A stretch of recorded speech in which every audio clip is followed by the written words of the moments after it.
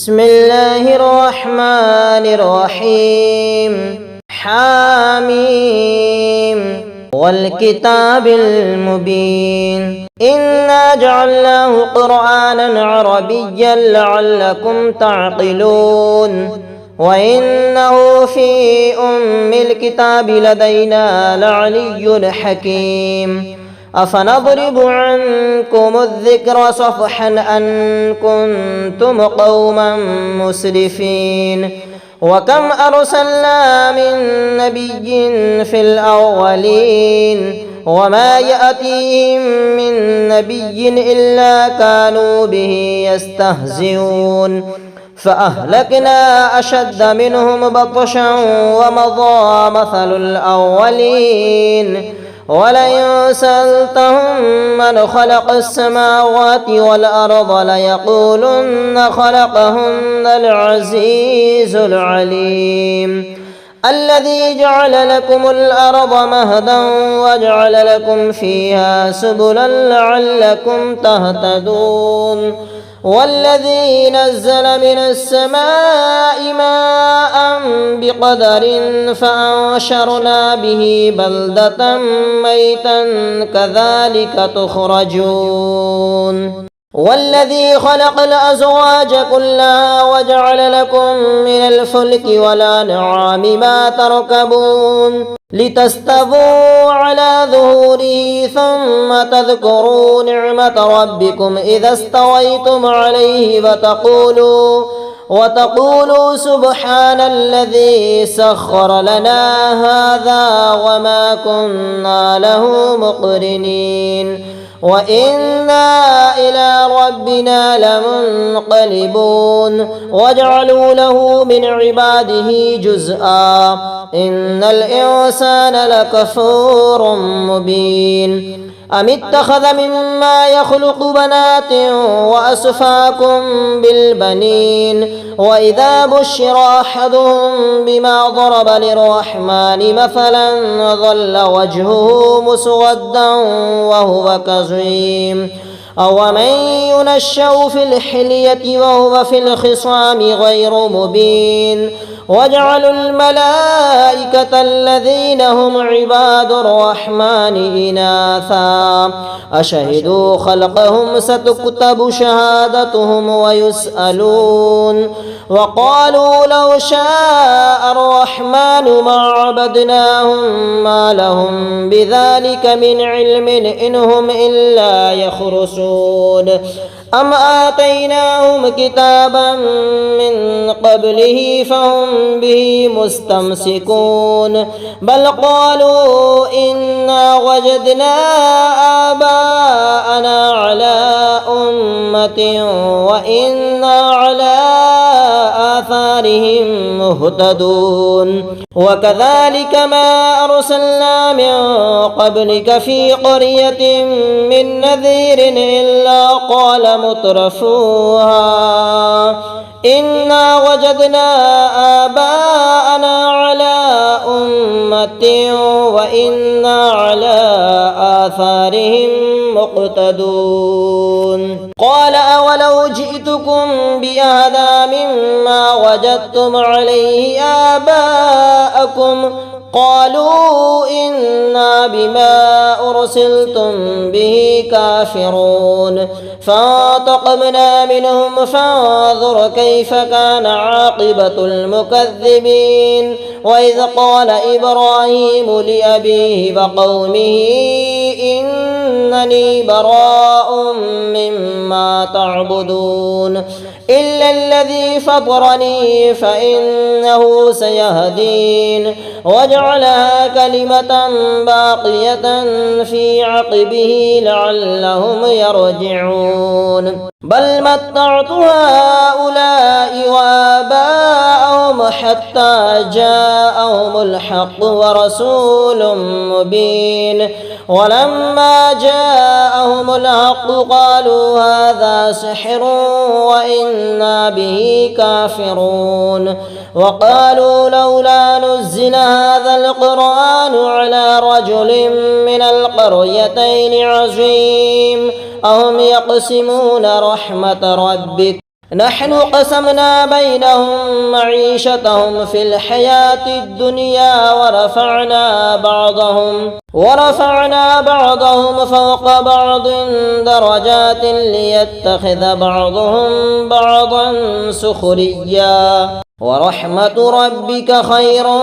مما يجمعون ولولا أن يكون الناس أمة واحدة لجعلنا لمن يكفر بالرحمن لبيوتهم سقفا من فضة ومعارج عليها يزهرون ولبيوتهم أبوابا وسررا عليها يتكئون وزخرفا وإن كل ذلك لما متاع الحياة الدنيا والآخرة عند ربك للمتقين ومن يعش عن ذكر الرحمن نقيض له شيطانا فهو له قرين وإنهم ليصدونهم عن السبيل ويحسبون أنهم مهتدون حتى إذا جاءنا قال يا ليت بيني وبينك بعد المشرقين فبئس القرين ولن ينفعكم اليوم إذ ظلمتم أنكم في العذاب مشتركون أفأنت تسمع الصم أو تهدي العمي ومن كان في ضلال مبين فإما نذهبن بك فإنا منهم منتقمون أو نرينك الذي وعدناهم فإنا عليهم مقتدرون فاستمسك بالذي أوحي إليك وإنك على صراط مستقيم وإنه لذكر لك ولقومك وسوف تسألون واسأل من أرسلنا من قبلك من رسلنا أجعلنا من دون الرحمن آلهة يعبدون ولقد أرسلنا موسى بآياتنا إلى فرعون وملئه فقال إني رسول رب العالمين فلما جاءهم بآياتنا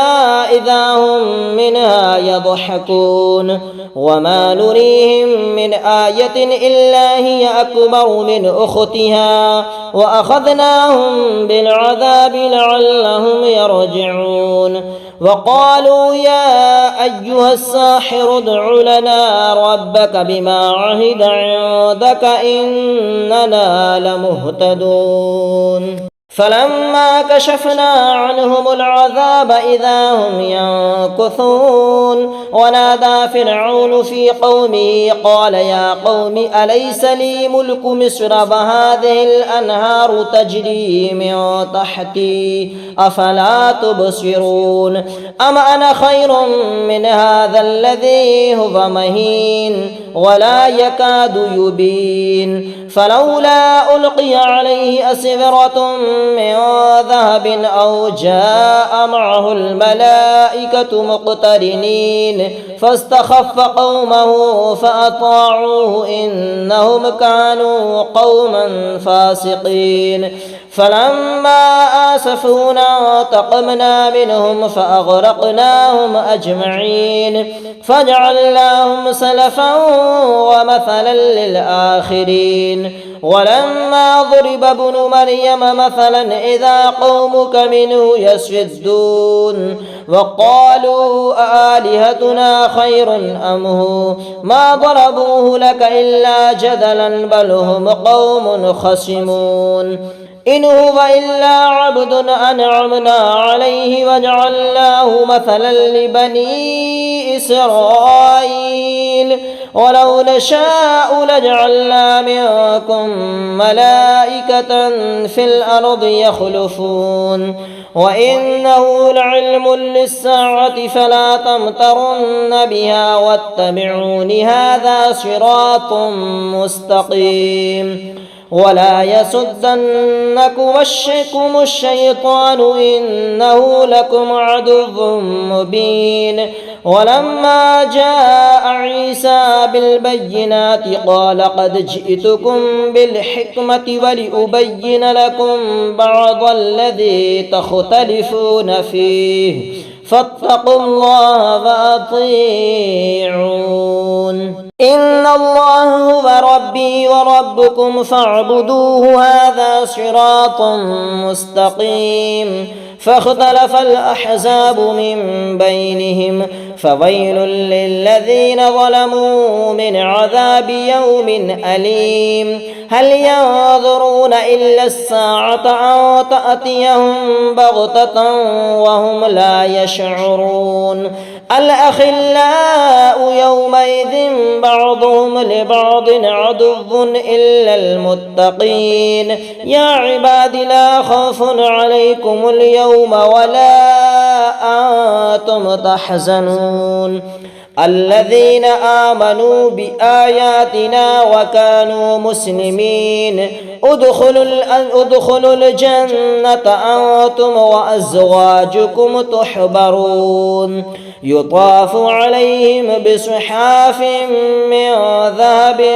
وأكواب وفيها ما تشتهيه الأنفس وتلظ الأعين وأنتم فيها خالدون وتلك الجنة التي أورثتموها بما كنتم تعملون لكم فيها فاكهة كثيرة منها تأكلون إن المجرمين في عذاب جهنم خالدون لا يفتر عنهم وهم فيه مبلسون وما ظلمناهم ولكن كانوا هم الظالمين ونادوا يا مالك ليقضي علينا ربك قال إنكم ماكثون لقد جئناكم بالحق ولكن أكثركم للحق كارهون أم أبرموا أمرا فإنا مبرمون أم يحسبون أن لا نسمع سرهم ونجواهم بلى ورسلنا لديهم يكتبون قل إن كان للرحمن ولد فأنا أول العابدين سبحان رب السماوات والأرض رب العرش عما يصفون فذرهم يخوضوا ويلعبوا حتى يلاقوا يومهم الذي يوعدون وهو الذي في السماء إله وفي الأرض إله وهو الحكيم العليم وتبارك الذي له ملك السماوات والأرض وما بينهما وعنده علم الساعة وإليه ترجعون ولا يملك الذين يدعون من دونه الشفاعة إلا من شهد بالحق وهم يعلمون ولئن سألتهم من